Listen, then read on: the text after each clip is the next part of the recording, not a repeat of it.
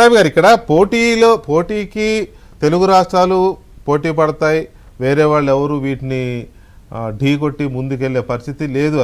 అది మనకు తెలుసు. ఎందుకంటే జాతీయ స్థాయిలో కానీ చాలా ఎక్కడ చూసినా కూడా పెద్ద పెద్ద కన్స్ట్రక్షన్ కంపెనీలు కూడా తెలుగు వాళ్ళే, చాలా పెద్ద పెద్ద కన్స్ట్రక్షన్ కంపెనీలు జాతీయ స్థాయిలో, ఆసియా ఖండంలో కూడా ఆ మాటకు వస్తే ఎక్కడెక్కడో ఎయిర్పోర్ట్లు కడుతున్నారు మన వాళ్ళు.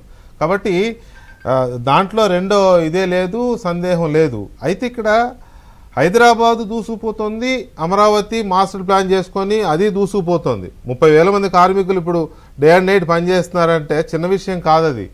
అయితే మన గఫూర్ గారు చెప్పిన దాంట్లో ఒక పాయింట్ ఉంది. జనావాసాలు, జనసంచారం పెరగకుండా అర్బన్ కల్చర్ రావాలి కదా అనేది ఆయన అన్నమాట. మరి ఒకప్పుడు హైదరాబాద్లో 25 ఏళ్ల క్రితం ఇప్పుడు ఈ మాదాపూర్ ఇటు కొంచెం చెక్ పోస్ట్ దాటి పైకి వస్తే అంతా ఒక ఇదిగా ఉండేది. ఇప్పుడు అసలు అదే పెద్ద సిటీ అయిపోయింది, కొత్త సిటీ అయిపోయింది. న్యూ హైదరాబాద్ అంటున్నావు, దాన్ని జూబ్లీ అంటున్నావు, ఇంకేదో. హైదరాబాద్ యొక్క గ్రోత్ ని నేను ప్రత్యక్షంగా చూసా ప్రతి స్టేజ్. నేను 1995 to 98 హైదరాబాద్ లో చదువుకున్నా. ఆ టైంలో మీరు అన్నట్టు జూబ్లీ చెక్ పోస్ట్ దాటి వెళ్ళాలంటే ఒక రకమైనటువంటి భయం ఉండేది. ఒక టైం తర్వాత ఏం ఉండేది కాదు, అన్ని రాళ్ళు, ఆ రప్పలు, ఆ కొండలు తప్పితే nothing is there beyond check post. కానీ ఆ తర్వాత ఇప్పుడు 98, ఇప్పుడు 2026, 28 సంవత్సరాల్లో హైటెక్ సిటీ ఏంటి, సైబరాబాద్ ఏంటి, ఫైనాన్షియల్ డిస్ట్రిక్ట్ ఏంటి, ఇంకా బియాండ్ శంషాబాద్ ఎయిర్పోర్ట్ వరకు ఇప్పుడు ఫ్యూచర్ సిటీ. అంటే ఒక 25 సంవత్సరాల కాల వ్యవధిలో ఎంత విస్తరించిపోయింది, ఎన్ని డెవలప్మెంట్స్ ఇవన్నీ. కాబట్టి Amaravati also has a great future. రెండోది, ఈ రెండు రాజధానులు కానివ్వండి, ఈ హైదరాబాద్ కానీ అమరావతితో కానీ నియర్ ఫ్యూచర్ లో పోటీ పడగలిగే సిటీ కూడా లేదండి. ఎందుకంటే ఉదాహరణకి మీరు చెన్నై మెట్రోపాలిటన్ డెవలప్మెంట్ అథారిటీ చూసుకోండి, as of now 5,904 square kilometers. Mumbai Metropolitan Region Development Authority MMRDA is 6,328. Bangalore Metropolitan BMRDA is 8,005. Pune is 7,256. కాబట్టి ఈ రెండు నగరాలు ఏవైతే ఉన్నాయో, ఇప్పుడు హైదరాబాద్ ఆల్మోస్ట్ 10, ఇప్పుడు అమరావతి అరౌండ్ 9. సో మిగతా అనేక మెట్రో సిటీస్ కంటే ఆల్రెడీ ముందున్నాం. అమరావతి ఓకే, ఈ రోజున అది మనకి కనపడకపోవచ్చు, కానీ ర్యాపిడ్ గా ఇప్పుడు రేపు క్వాంటమ్ టెస్ట్ బెడ్, క్వాంటమ్ టెక్నాలజీకి ఒక సెంటర్ గా మారిపోయింది ఆల్రెడీ అమరావతి. రేపు అంబేద్కర్ గారి జయంతి సందర్భంగా రేపు చంద్రబాబు నాయుడు గారు క్వాంటమ్ టెస్ట్ బెడ్స్ రేపు లాంచ్ చేస్తా ఉన్నారు అమరావతి. అది ఆ రకంగా ఎన్నో ప్రెస్టీజియస్ ప్రాజెక్ట్స్, ఇన్స్టిట్యూషన్స్ అన్ని కూడా వస్తా ఉన్నాయి. వరల్డ్ క్లాస్ ఇన్ఫ్రాస్ట్రక్చర్ క్రియేట్ అవుతా ఉంది. ఇప్పుడు ఎప్పుడైతే మనకి రోడ్స్ ఇవన్నీ కూడా ఒక 1.5 year లో ట్రంక్ ఇన్ఫ్రాస్ట్రక్చర్ ఒక షేప్ వచ్చేస్తుందో, ఈ జనావాసాలు కూడా వచ్చేస్తాయండి ఆటోమేటిక్ గా. ఈ ప్లాట్స్ కొనుక్కున్న వాళ్ళు కానివ్వండి, ఇతరత్ర వాళ్ళు కానీ, ఐకానిక్ స్ట్రక్చర్స్ ఇవన్నీ రాగి మొత్తం ఇల్లు ఎవరి కాళ్ళు కట్టుకోవటం మొదలు పెడతారు. So it's just matter of time.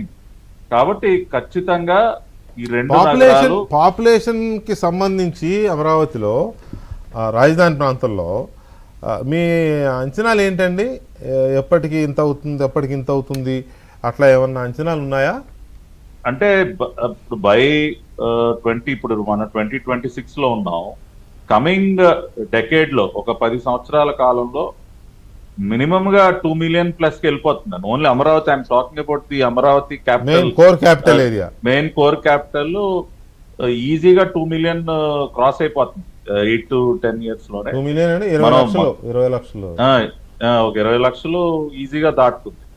So ఎప్పుడైతే మనం మొత్తం ఈ సరౌండింగ్ ఈ సిఆర్డిఏ ప్రాంతం అంతా కలుపుకుంటాము, అది ఇంకా ఫాస్ట్ గా ర్యాపిడ్ గా గ్రో. ఎందుకంటే ఒకసారి ఓఆర్ఆర్ అంటే one of the largest outer ring roads in the country అమరావతికి శాంక్షన్ చేసింది కేంద్ర ప్రభుత్వం ఆల్రెడీ. ఇక్కడ ఒక విషయం ఉందండి. హైదరాబాద్ ఏమో తన చుట్టూ ఉన్న చిన్న పంచాయతీలు, పెద్ద పంచాయతీలు, స్మాల్ మున్సిపాలిటీస్ని మెర్జ్ చేసుకుంటూ హైదరాబాద్ నగరం విస్తరిస్తోంది.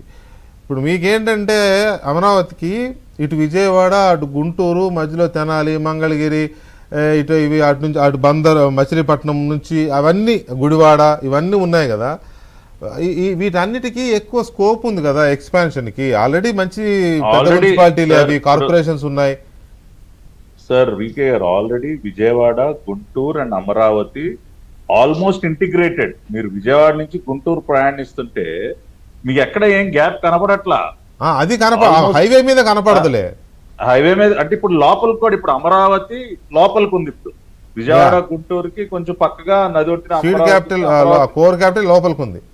లోపలికి ఉంది. సో ఎప్పుడైతే కోర్ క్యాపిటల్ పెరగటం మొదలు పెడుతుందో ఈ రెండు major cities along with Amaravati మొత్తం కూడా ఇంటిగ్రేట్ అయిపోతాయి.